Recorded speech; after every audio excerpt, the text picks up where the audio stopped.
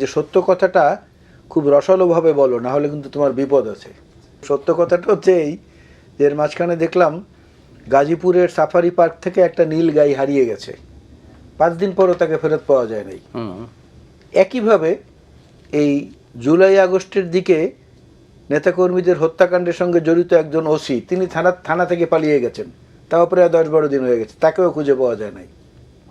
আবার 17 বছর দাপটের সাথে দেশ শাসন করে সব কিছু নিজেদের কর্তৃত্ব নিয়ে রানীর মতো আচরণ করে পুরোপুরি টিম সহ দেশ থেকে পালিয়ে গেছেন, 6 মাস পরেও তাদের এখন পর্যন্ত কোনো খবর নেই, খবর পাওয়া যায় নাই আওয়ামী লীগ। এই যে একটা শূন্যস্থান হয়েছে না বিভিন্ন জায়গায়, একদম সাফারি পার্ক থেকে বঙ্গভবন গণভবন পর্যন্ত, এই জায়গাটায় কিছু কিছু উই পোকা, কিছু কিছু তেলা পোকা এদের আবাসস্থল গড়ে ওঠার একটা আশঙ্কা দেখা দিয়েছে।